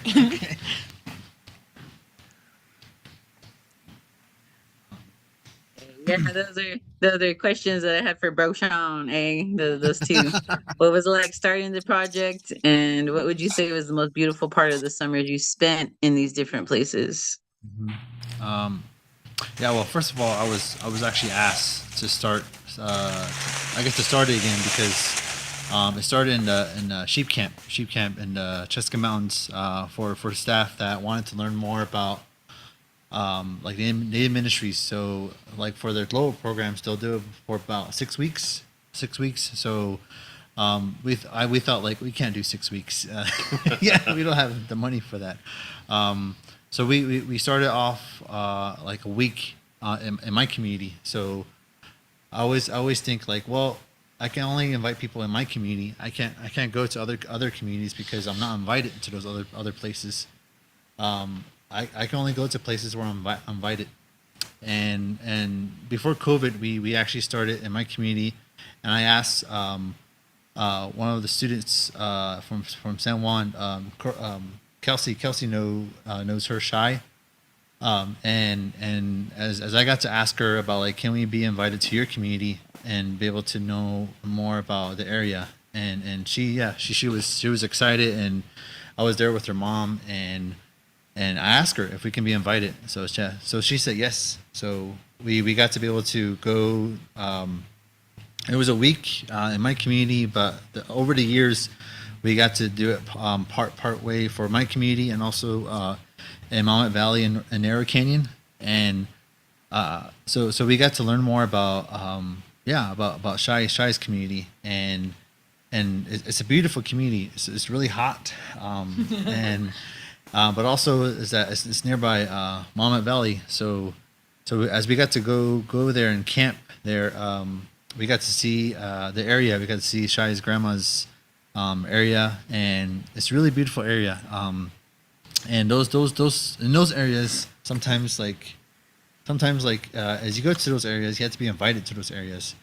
So we got to be able to ask permission and just build trust from that. So after COVID, after the restrictions are lifted, we got to meet people that online, and it all started with with Good Medicine Way and online ministries that they got to find people, and we asked them, can we be invited to those areas? And that's how it started. You just had to ask permission to be invited, and know how to go to those places, and who are the people that can share those stories. It's mostly the people that you ask, and they're the ones that can find those people for you to listen to the stories. So that's how it started. You just have to ask permission to be invited. Yeah, and the Hopi, to be able to go onto the Hopi mesas, that was the culmination of 6 years of relationship. Because the people that work out there, they guard those relationships a lot because they love their people. They don't want to expose them to weirdos, crazies, or people that are going to dishonor or disrespect them. So we made a good point to say we want to come in a good way. We want to be friends. So just an example. That was the thing. But none of these places that we go to, we don't just roll in and say, "Oh yes, we're here." Thank God we're here. It's like, no, these are places that we want you here. And yeah. So it's been fun, but also that I think just to pray. We pray every day that we're safe, and this for people that we bring. We just want to we always pray for safety, and we ask people that in our ministries to pray for us, and to know that sometimes when we go to those places, the people invite us, but sometimes other people don't want us there, and we just want to know that Creator we ask Creator to invite us. So I think that's what matters, that we want to invite Creator, invite God to invite us, but also that there are other beings and other things around the area that don't want us there, but sometimes that we just want to ask permission for that. Can you repeat the questions for me again? Yeah, so Petataka asked, what did you learn from the Hopi, and which mesa did you visit, and what was a beautiful moment from the time you spent there? Well, first of all, I'd like to start out by saying that I'm a veteran. I'm Lipan Apache, and I found it so respectful that somebody like me was allowed to come onto that land. First of all, because I know that Hopi is an extremely old tribe in the area, for hundreds of years. So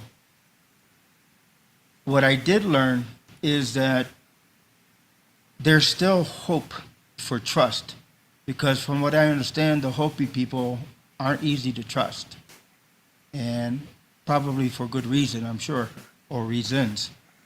But at the same time, uh, I was there as a proud veteran and one who has been praying for a particular person's soul and family that she left behind, and that would be Lori Piestewa, who was the first Native American woman killed in combat fighting for the USA.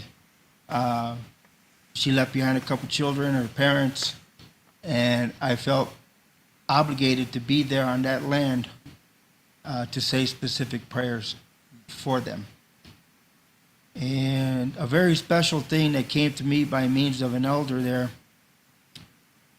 I won't necessarily have to say his name, but he's been around for quite some time and was a very honorable man as he spoke to me.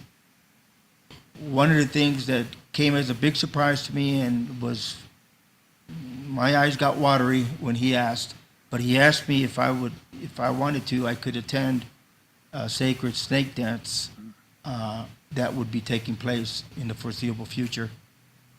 And I wish that I could go to that, but at the same time, my heart and part of my spirit's going to be there anyway. Everywhere that I've been, especially in native lands, I always leave a portion, a very small portion of my soul, my spirit there for various reasons. So these are the kind of things that I'm appreciating later in life now, as I'm not getting any younger. So this has been a privilege and an honor. You know, I was just thinking, like, for those of you who don't know, my daughter comes from the Second Mesa. She's from the Corn Clan. So she's from Second Mesa. There's a first, second, and third Mesa. So that's why I was asking which one you guys went to. Was Oh, it the I'm first sorry. Mesa, Second, second Second and Mesa? Oh, third. snap. second and So third, second and third. you Yeah. you probably met my daughter's family then. That's where her dad comes from, Second Mesa. So, um, and I was just thinking, we should ask Creator to maybe help maybe do some fundraising, because it's a very special, very sacred thing to be invited to attend one of their dances, and it's definitely a once in a lifetime kind of deal. So maybe we can start, I don't know, start praying and see what Creator can do, because I'd like for you to experience that. I was lucky for a time to experience like those kind of dances. It's very special, and it like changes your whole life. You know, the many blessings that come from it, the many blessings, the healing that they have in their dances, they're very, very sacred. They don't trust nobody, because that's why they keep their tradition so secret, so sacred. It's because they keep it for themselves. They don't share it with a lot of people. So, hey, so maybe let's raise up some prayers. Hey, maybe we'll find a way to get you there. You know, because it's a very special thing. So, but yeah, no, that's what I was thinking. And also, Val Kilmer was an adopted Lakota when he did Thunderheart. Just kidding.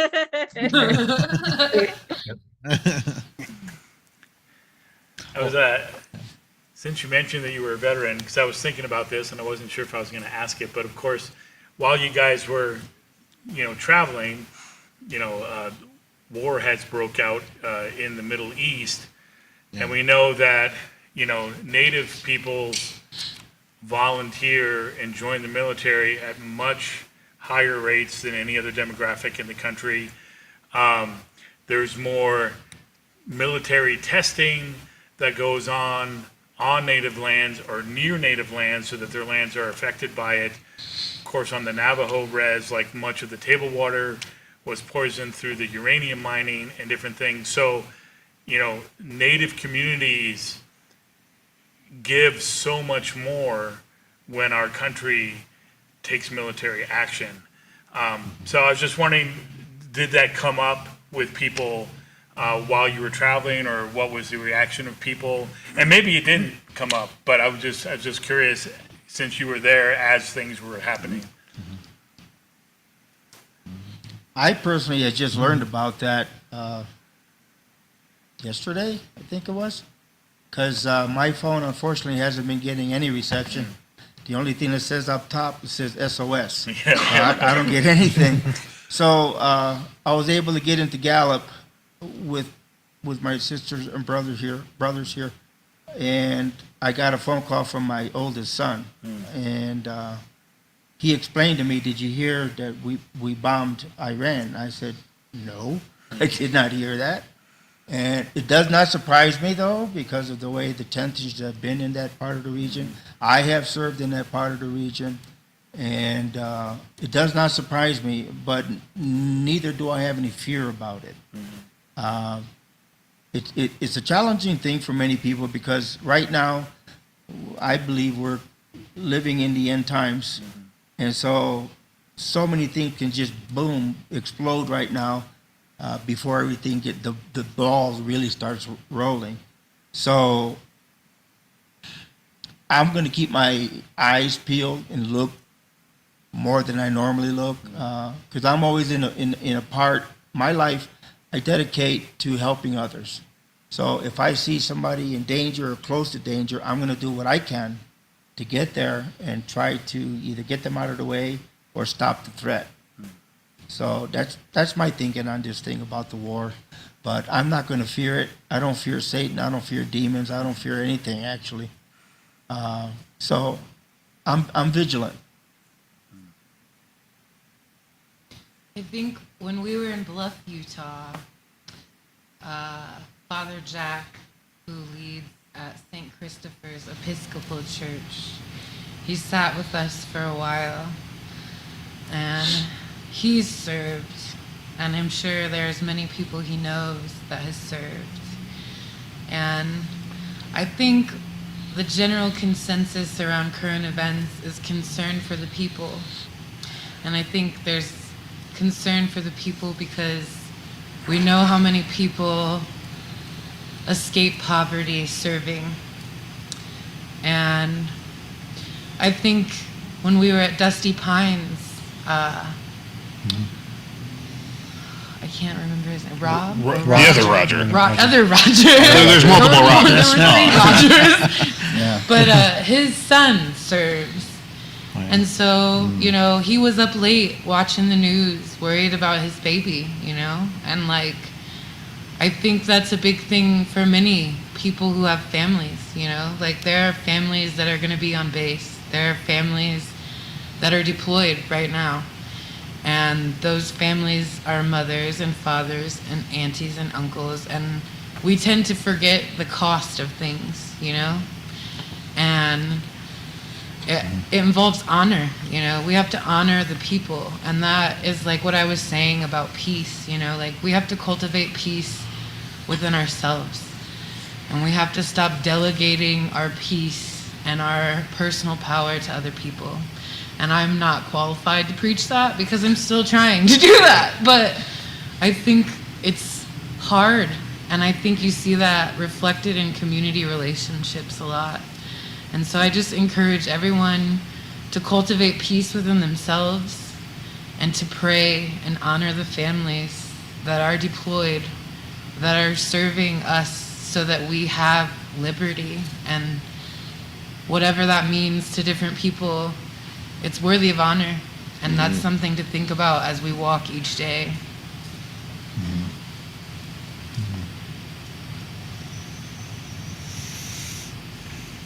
I want to share just a little bit here. We're blessed because we get these guys for 2.5 days here. I don't know if you all know that, but they come here and we put them up in the sanctuary here. We've had a couple different times. We've had groups, and tonight we probably have the biggest feed we've ever had out here to feed them.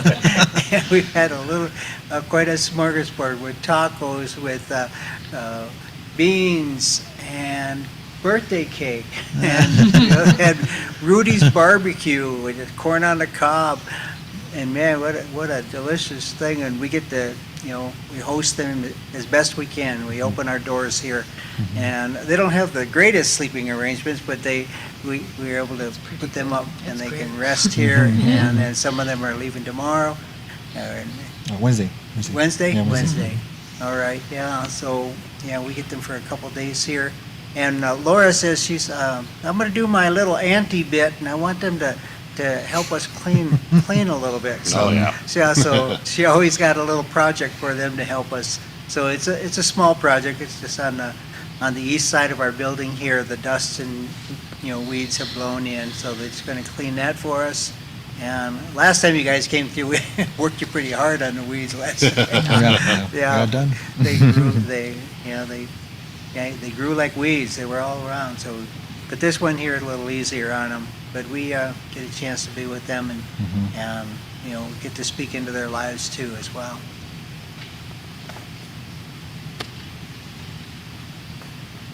Listen, you got to feast. You got to feast when you're returning home. Fill your belly so you can go on for the next adventure, the next journey, next part of your journey. Hey. It's now. I don't see any hand. Just a thumbs up from Paul. The other.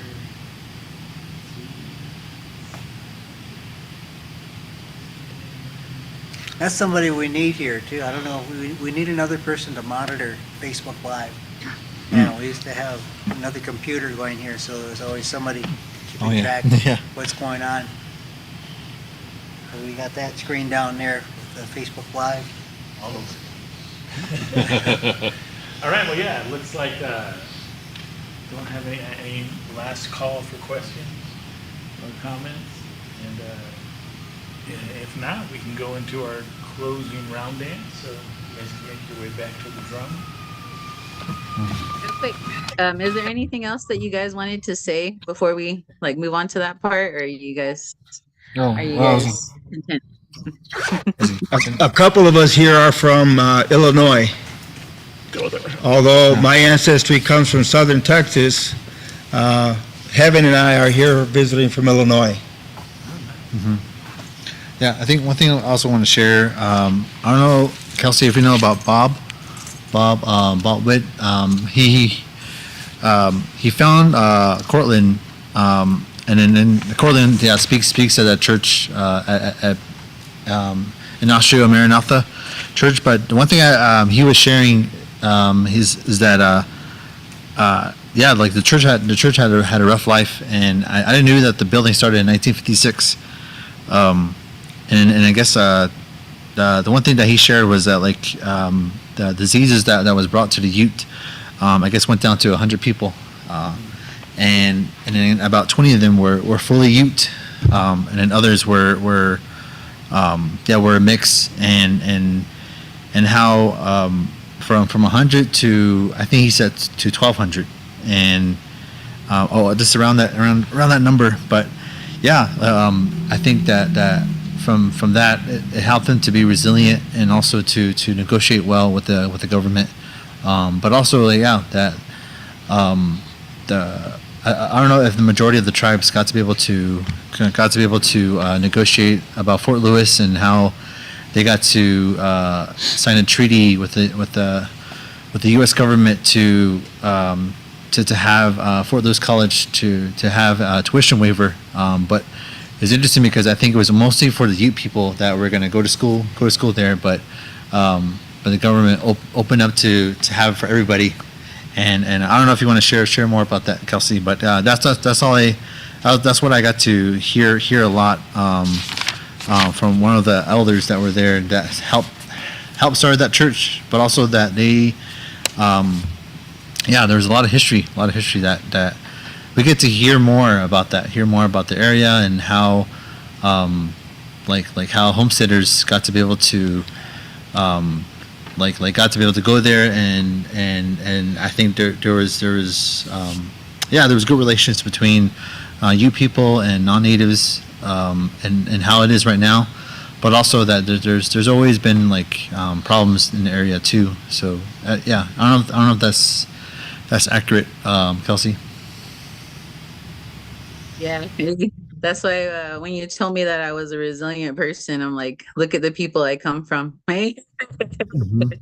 Yeah, no, it's true. Our people did dwindle down really, really. Like we lost a lot of people, like even like recently, But um, like yeah, it's really it's really hard. I mean, it's like not just you people who had to go through it, not just the Nuchu people who went through that. It was a lot of different tribes that went through something like that, and the way that we're able to live like within our tribes and everything, the way that we talk with the US government or talk with non-natives. It's like it was just something that a lot of us native people had to learn. That's why a lot of our young people that's why a lot of our kids went to school. That's why a lot of our why they had to give up some of our traditional ways to be able to advocate for the next generations. It's not, like I said, it's not just the new choose, it's like all kinds of all the different tribes across the nation that had something like that happen to them. And like yeah, the thing with Fort Lewis, yeah, that was because the original Fort Lewis campus was on Ute land. And um like when they closed that one down and they started talking about like when they were making the school at Fort Lewis now, like they negotiated, like how you said, they negotiated with the like the soldiers, hey, that they wanted that they did want their children to be able to go to school because education is very important among Native people. Because if you can talk their language and you can express yourself in their language, then you can express for everyone else. Like my grandma was one of the few Nuchu speakers that was still around. She used to talk on the phone with her sisters all the time in Nuch, and they would just talk for hours. But they also knew the importance of learning the white man's ways. They knew the importance of changing and evolving and growing into the modern days. So it's not, like I said, it's not specifically Nuchu people. It's a lot of different tribes, a lot of different people who went through that. And like yeah, education is the one thing that no one can take from you. What you learn and how you express yourself in the new way.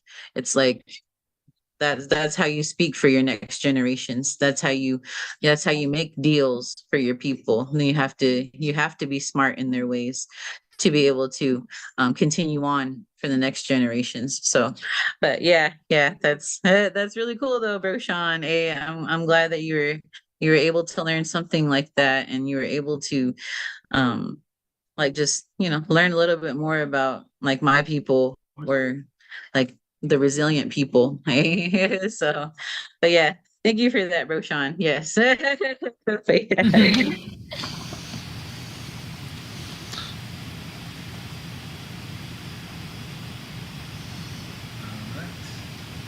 All right, so is there anything else that anyone like to share? We have like a few more minutes, I would say.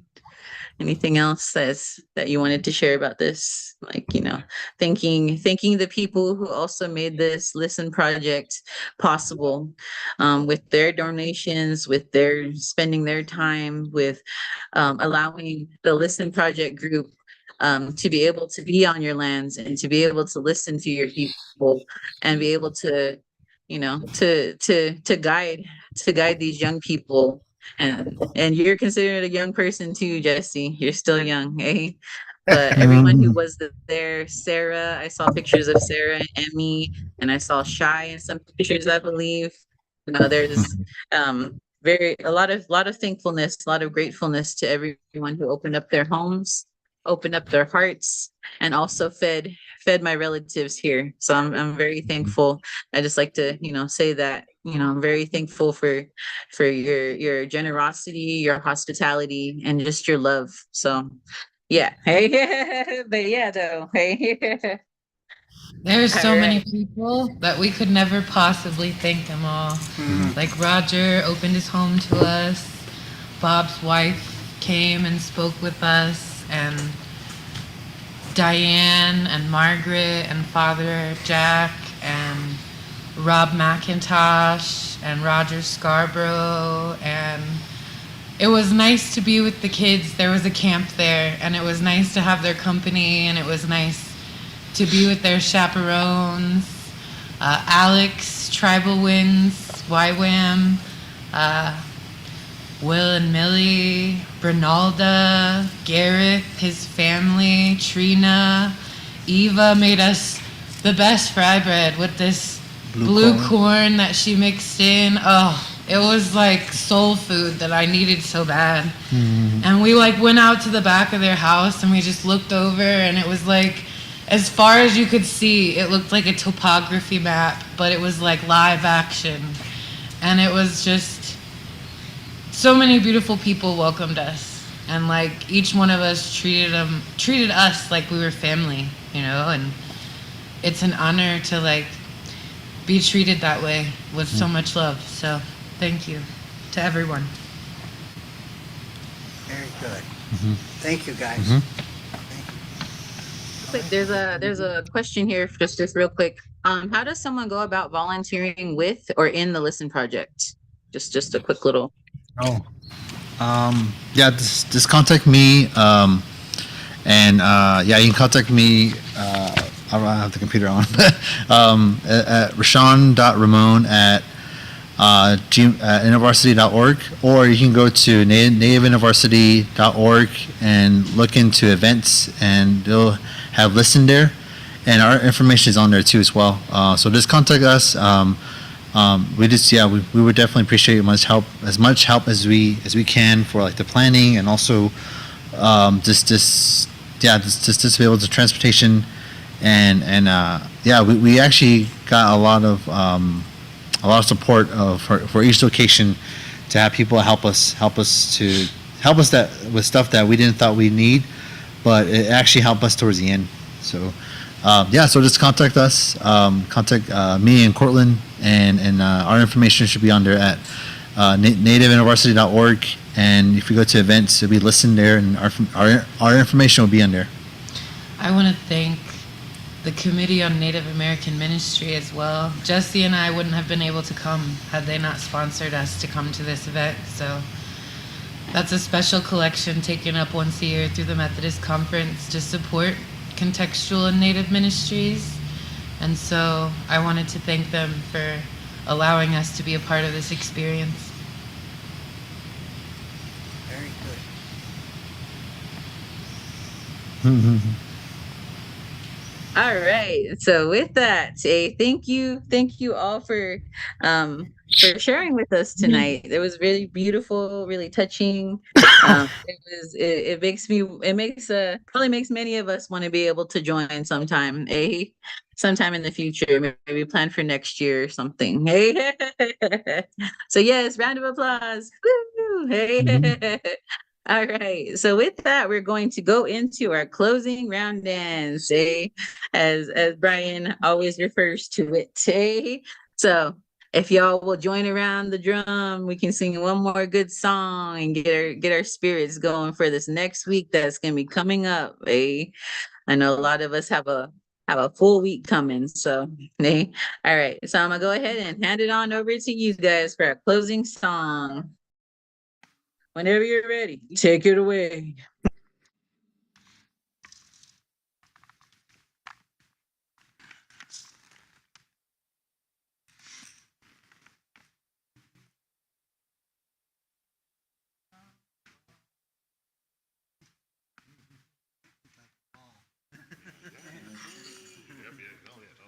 Yeah, so it starts with the rumble, then it goes into the rumbling.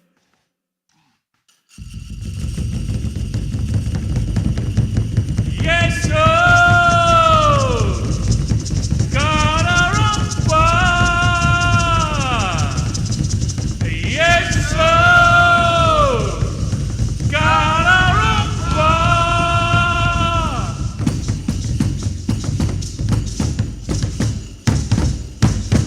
Yes, sir! Gotta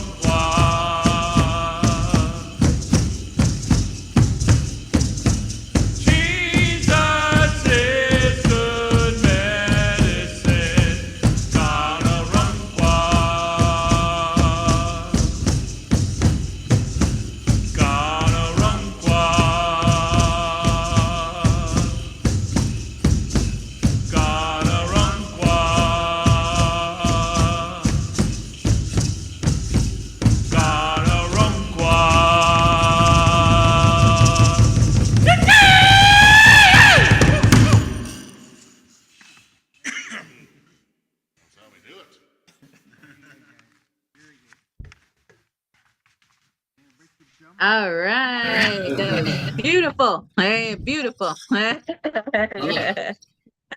right.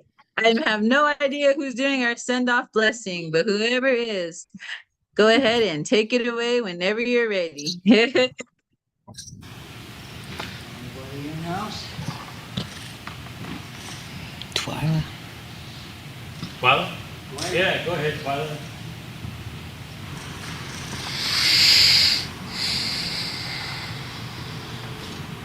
Creator, we thank you for this time that you've given us to share the messages of your people, the message of your love.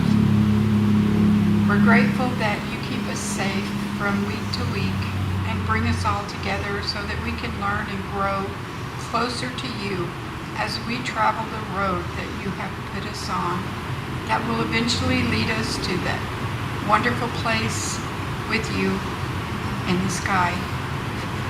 Keep us all safe, bless us, help us to share your love everywhere we go, and let our light shine all day and all night. In your precious name I pray, amen. All right, thank you, everyone.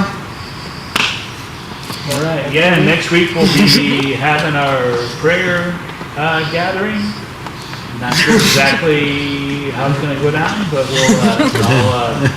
Oh, we're gonna let have, you know as we go. we're gonna have auditions for the First Nations version Lord's Prayer. Lord's Prayer. Yeah. Auditions. Creator sets free, teaches us how to pray, smackdown. All right, everyone, thank you. Whoop, better get back down. Thank you. See you later. Have a good week. Out here in the Southwest, try to stay cool. Yep. Tomorrow. We're cool. We're getting rain tomorrow. Yeah, y'all, you can be working outside. You need to ride. Monsoon season. It's the time. It's nice out there. It's time for seconds now. I did that the first time around. Yeah, I know, like I said, I eat like a bird, so I'm ready to feed again. Yeah, I hit the bird feeder one more time. I'll see you soon. Miles.